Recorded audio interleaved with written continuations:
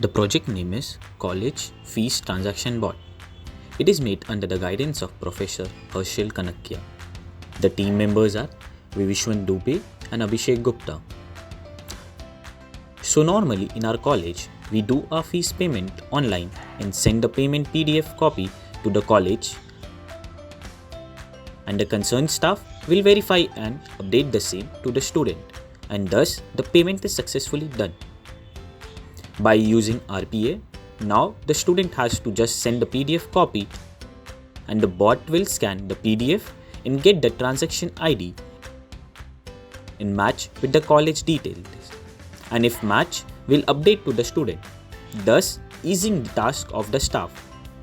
Let's see the actual implementation. We have 3 Excel files. First one is the transaction file, where all the details of the transaction will be there, which will have the transaction ID. We will append yes in the receive column if the transaction is matched. Another Excel has the student informations consisting of the UCID and its email ID. The last Excel file is kept for appending the issues faced during the whole process, which will help the staff to look into it and get it solved. We have a payment folder where we will have all the PDF which students will send to the college. Every PDF will have its transaction ID and the UCID. While we do the payment of the fees, we have remarks section. Student has to mention their UCID in the remarks section while doing the payment.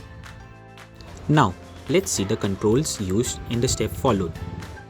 We have used the Excel Advanced Open action to open all the required Excel files, and we have set the session name also. Now we have the loop action, and we have set the condition to run until each file in the folder. We have used the dictionary get action because it will help us to get the file name of each file we are opening in the loop, and then we will display it using the message box action. Now the PDF extract text action will get the content from the PDF and then store it in the text file. Text file get text action to get the content of the text file into the variable.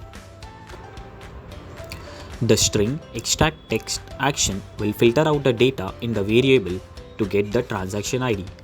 We have added the appropriate condition to extract the text. Now the Excel Advanced Find action will find the transaction ID in the transaction Excel, and later we will display the cell address where it is found. We find the length of the string of the cell value and see whether we have found the cell address or not. If the length is 0, we have not found the transaction ID. So in if action, we'll update the problem in the manual Excel file. We have used Excel Advanced go to next empty cell action to find the empty cell so that we can append the issue. We have used Excel set cell action to add the text in the Excel file. In the else part, we will get the text from the text file and then extract the UCID of the student so that we can carry further steps. We will find the UCID in the Excel file which has students' details using the Excel Advanced Find action. If found, we will move 2 columns ahead in the same row so that we can get the corresponding email ID of the student. We have used Excel Advanced go to cell and Excel Advanced get single cell actions for the same. We will display the extractor information and calculate the length of the string. We will also check the length of the UCID in the if action. Inside the if action, we will update the problem in the manual check Excel and jump to the next file. We have used Excel Advanced go to next empty cell action to find the empty cell so that we can append the issue that we cannot extract the UCID from the PDF file. And in the else part, since we have found the proper match, we will send the email to the student.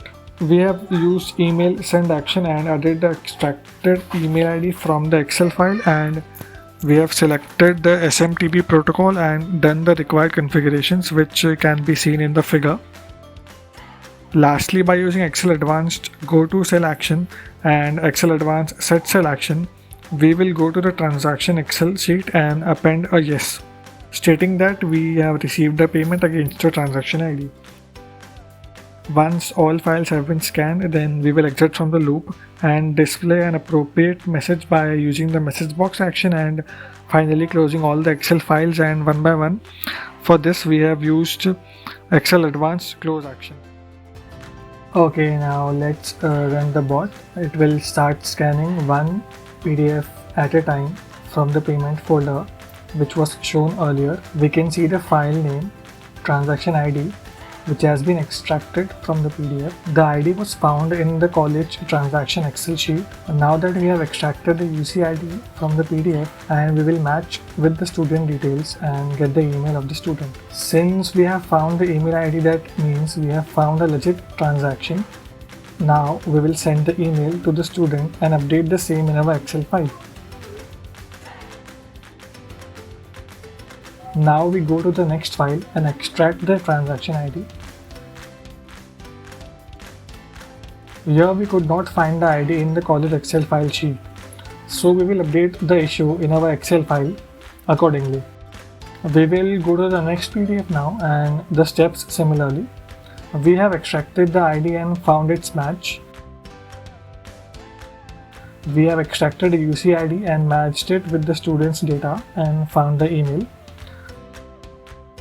The bot will now send a mail to the student about their successful payment, and it will update the same in the Excel file. Since all the files have been scanned, the bot will stop.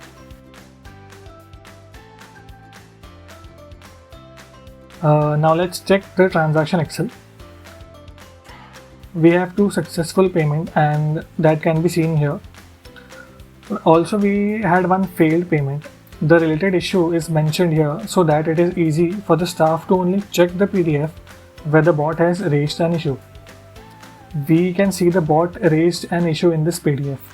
Here the transaction ID ends with the digits 643, whereas in the Excel it has a different transaction which ends with 6433.